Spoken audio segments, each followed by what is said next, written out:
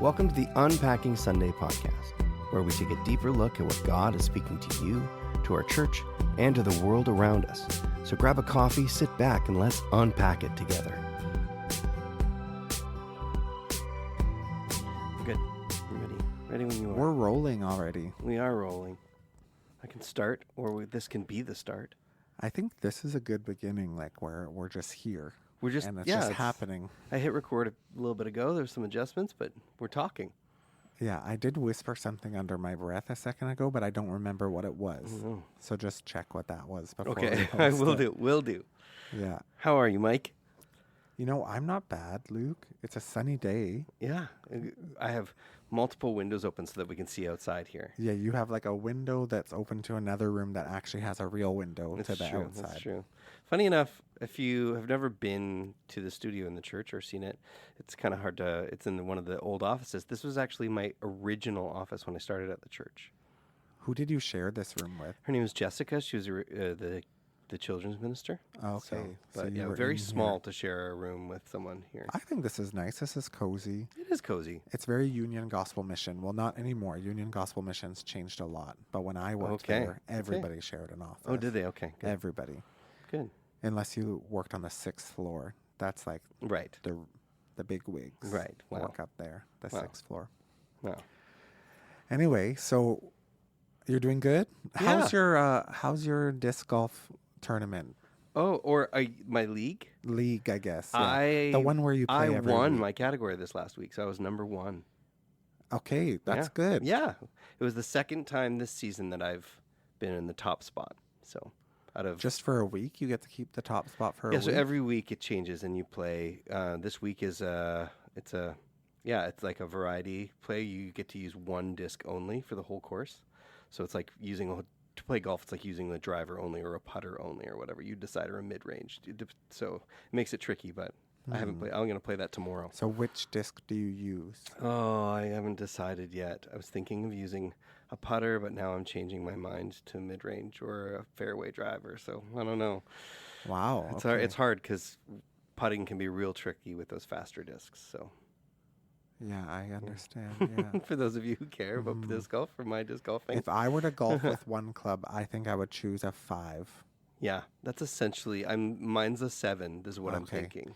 Or I a do 4. love a 7, but just that's way up there sometimes. It's true.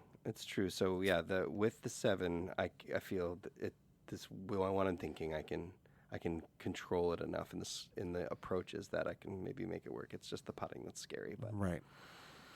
Speaking of something that's scary, today is election day in the U.S. Yeah, that is scary. We did talk a little bit about that kind of thing on Sunday as well. Yes. I think, we had it was a warm discussion this morning. I wouldn't say it was heated. It was but it was warm. It's about as heated as I get. Yeah, I was like, that's why I just said, what did I say to you? I'm going to end this discussion. Said, I'm ending this discussion. Yeah, because I was going to get warmer. Yeah. And to be fair, we don't always need that. To be fair, I am really not a person who tracks with politics. Mm-hmm. So it's especially American politics. I'm kind of observing. So I don't know, like the policies or whatnot that the different parties are trying. A lot of the information there, I know some, but yeah. So it's like more just the personalities, really, as opposed to policies and what the parties are representing. So it's it's a real dilemma when you have to be faced with this moral compass of what a party represents, along with the personality and or the character of the leader of that party. And when you're given options that are, it really brings into question, like we're going to talk about this week regarding submitting to government, God's sovereignty and how, He is in control and has a plan. So whether you're on the stance of we should have, righteous, Christian leaders leading the government, or the stance of God knows exactly what He's doing and He's allowing the world to kind of unravel, and He's handpicking leaders to be in, He is in control ultimately. So that's an interesting place to find yourself of where should you stand of like, I'm not going to be happy with anyone who isn't like a Bible thumping preacher to be president, or, or this idea of, I trust that God has his hand in this, and I just need to submit to my to my belief system, and pick a party that can align itself morally with closest to what God calls us to. I think it's a tricky balance. I think both of those things. I would be more satisfied with a Bible thumping preacher as president. Yeah. But also, I'll trust God's sovereignty. Yes. In the meantime. Yes. It's an interesting thing when we talk about like the morality or the character of a leader, in terms of like, and weighing that against like what their party will produce, or not even their party, because really, like, what leader these days is actually really stands for what their party stands for. The lines are so blurred. They just do what they want. Right. But it's like, it's a funny question. Is like, what is more important, the platform or like the individual's character? Right. Yeah. Right. Yeah. Please tell me what you think there. I just, when you were talking a second ago, I thought about David, like the king, and like, he was an adulterer and a murderer. And a man after God's own heart. So it's like, it's very easy for us from the outside to decide what someone's character is. Yeah. Right. And imagine like people who heard about what David had done probably weren't his biggest fans, at least for a season. And yet God called him and talks about him all throughout Scripture. Yeah, it's true. And it's also notably, too, in David's life, there was stages. There was definitely a season where he was close to and seeking God, and then definitely stages where he, wasn't as fervent in his pursuits of righteousness. It was more, falling and stumbling. But then God's heart was, because he was able to find himself in a state of, like, crawling back to God over and over and over. But, yeah, it's a real tricky one. It's a real tricky one. And then we look at our government, where, it's like, oh my gosh, don't get me started on I our know, government. but it's like the state of our leadership, and it's like, how from all the people, do these three people, be the ones that we get to pick from? It's really hard. Oh, it's not as bad as the U.S. No, it's not. I was including theirs. At least we have you were doing Kamala, Donald, and Justin. Yeah. Like, these are the three people who are, in charge of these two countries, right? So, yeah. Our hope is Jesus and Pierre. Yeah. That's right. Okay. I don't know if I can say that on the podcast. But this week we talked about submitting to our governing authorities. Right. That is tough. Yeah. I actually had someone come up to me after church and say, I don't really like submitting. Oh, no, that's not what they said. Right. They said, I actually like rebelling against the government. Right. And I was like, okay, fascinating. So, what do we do with that? Well, in light of like a post-COVID reality, it's really, really hard to find yourself, I find if I just settle in with the thought of government is to control. The government is all they can do is tighten their fists and add control, like we saw through the pandemic.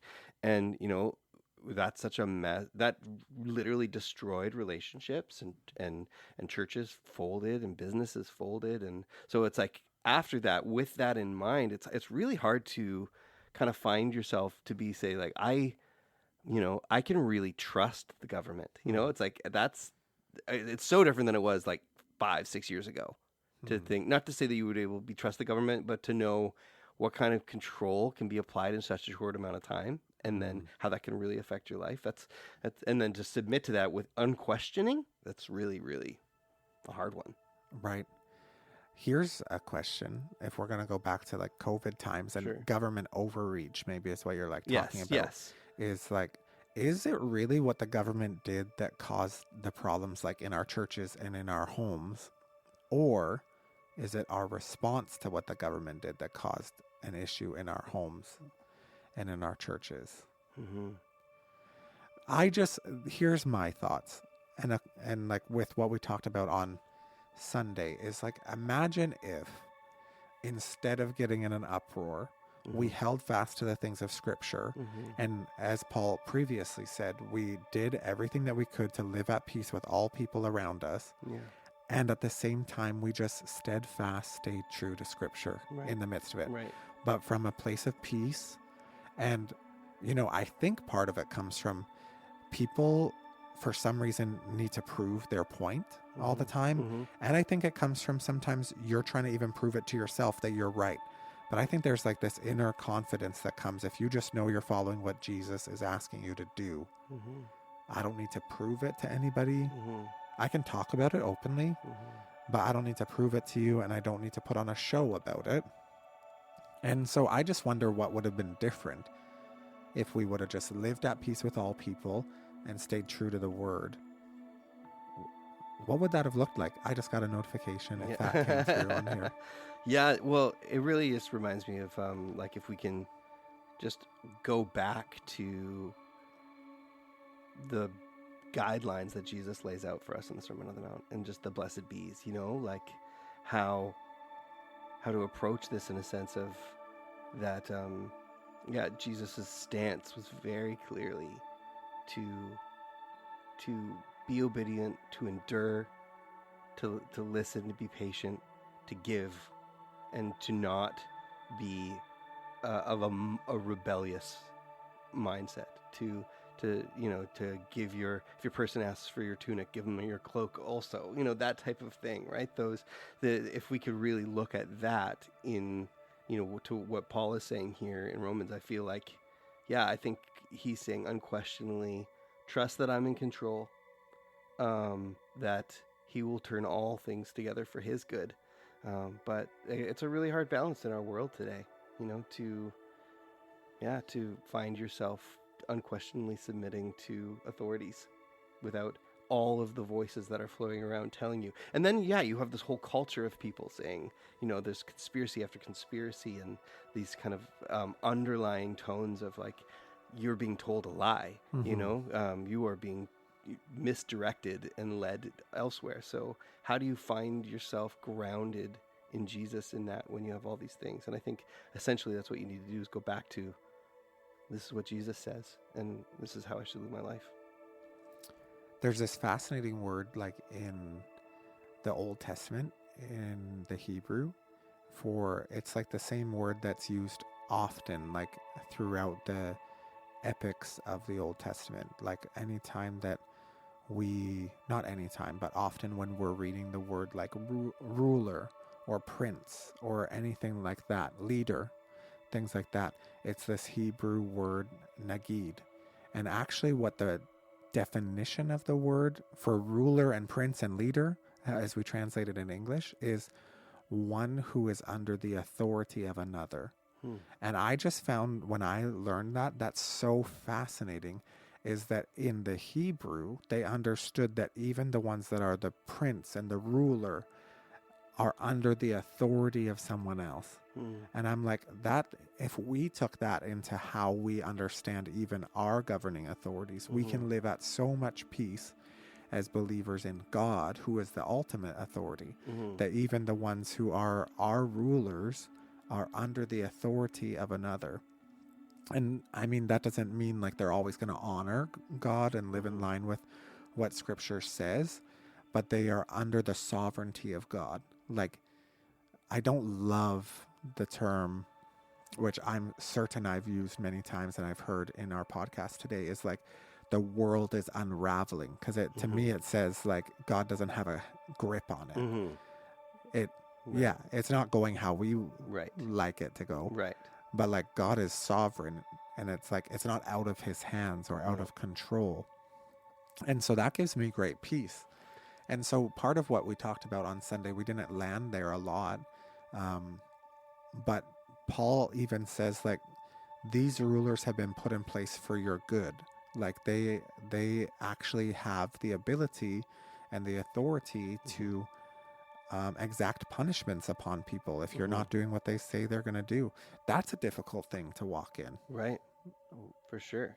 Because, even Jesus talks about like, if you find yourself in a place where you're being punished, like for your actions in rebellion against the government or breaking the law, it's biblical to be like, to bow to those authorities, serve your time, but trust that God's in control. That's hard. But isn't it remarkable? Like the gospel message in itself is case in point of earthly authorities exacting the judgment that they wanted to, but God getting the victory. Like, that's what happened exactly with Jesus. He was put on an earthly trial and found guilty by earthly authorities, even though he wasn't guilty for anything. Yeah, for sure. And then they killed him.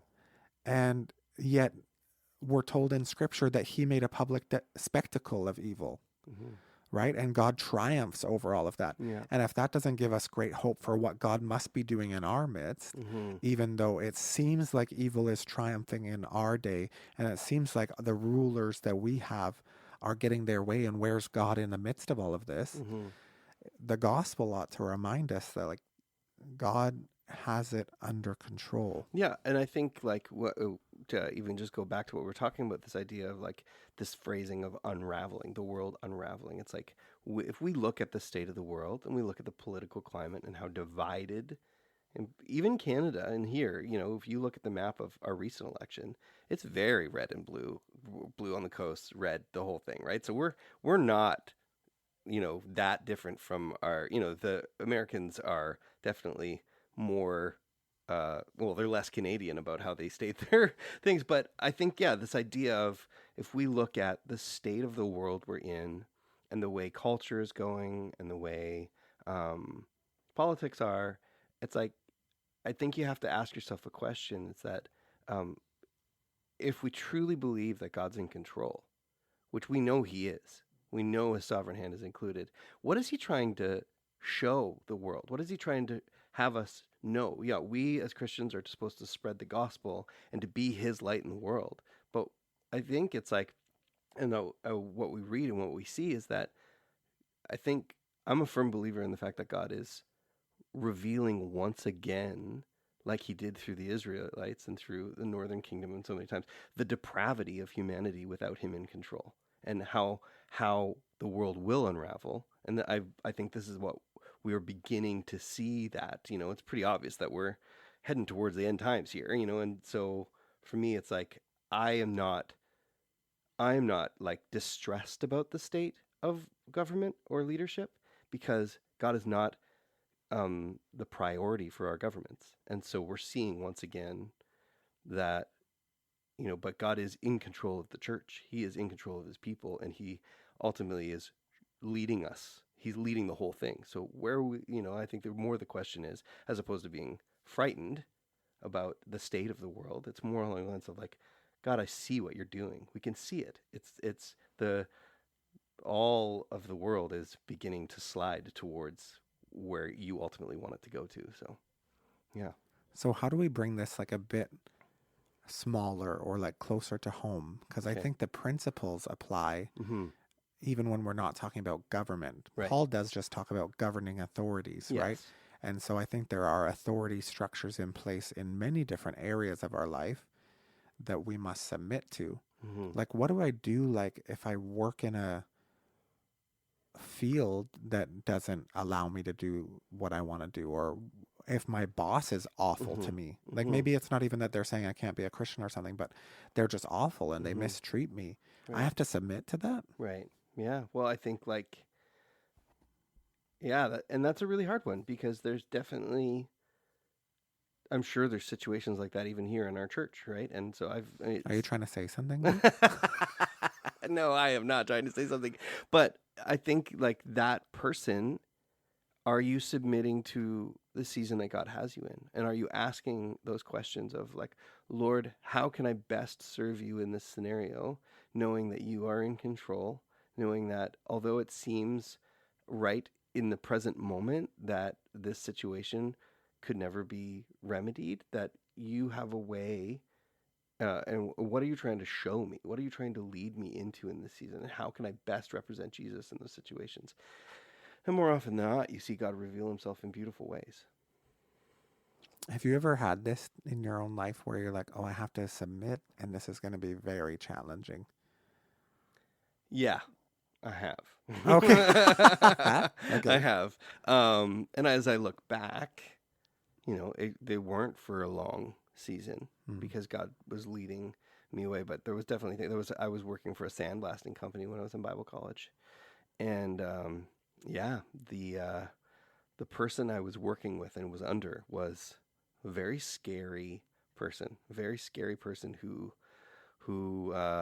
threatened my life a couple times.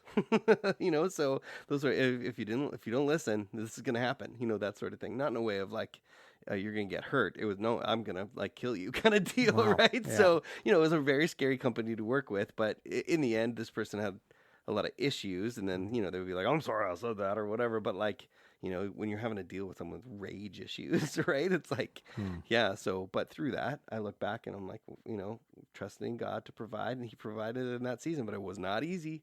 It was not easy. But so, and I think that is so often the case, is that, are you trusting God to provide in this season? And are you actively asking of how Lord is leading you and teaching you in this season? Yeah. Yeah. I'm just reminded, like, at any level of authority, it's your workplace, your school, your family, the government, whatever. Like, it's so refreshing to me. Like, God is higher than that. He's higher than that. And so that means, like, even when I'm being hard done by, I can submit here because I know that ultimately God keeps me, and ultimately, like, God is taking care of me. And just because, like, sometimes it seems like this authority structure overshadows, it seems like, what God is doing in my life, and it makes it hard for me to see it. God is still at work, and He's still doing something. And so it would be my hope that these kind of difficult times where it's hard to submit to authority drives God's people to prayer and drives us to really watch for Him. Like, I first heard it from Daryl Johnson, but like the inbreaking of the kingdom, like the kingdom of God is here. It was ushered in by Jesus. Like, it's breaking into our world now. And so imagine if in the midst of hardship, we're watching and we're praying for God, show me where your kingdom's breaking in. And it might not happen often, or we might not see it often, especially in the direction our world is heading. But He is moving, and He is up to something, and He's still sovereign and on the throne above all of these other things. So I think it gives me great hope. Yeah. I think it does bear the question of, do people who are challenged by this, are they really leaning into the reality that God is sovereign? Because I think we can have a really small idea of what God's doing, and whereas His sovereignty actually is so far beyond how we can understand. So we look at the state of our government, we look at the things that are happening in the world around us, and we have to ask ourselves a question: do I truly believe that God has the whole world in His hands, that He is sovereign, that He is at work, and that He can be trusted? I think that's what it really comes down to. And if you can find yourself at His feet in humility, you will find it easier and easier to say, I trust that you're in control, so I can submit to what's happening here. I'm going to pay this speeding ticket because, or I'm going to pay my, taxes, because that's what we're talking about this next week. Right. And say because the Lord has placed these government leaders in place. He's placed me in this region. So I will submit to it, and I will be the light that He's calling me to be. That's good, Luke. So we are going to talk about taxes this coming week. So brace yourself, because it's not just taxes. You should read in advance the next two verses. It's true. We give to the leaders what they're due, right? So if it's taxes, then taxes. Respect. Paul even says, respect. Yeah. Then respect. Right. Give them what they're due. So stay tuned.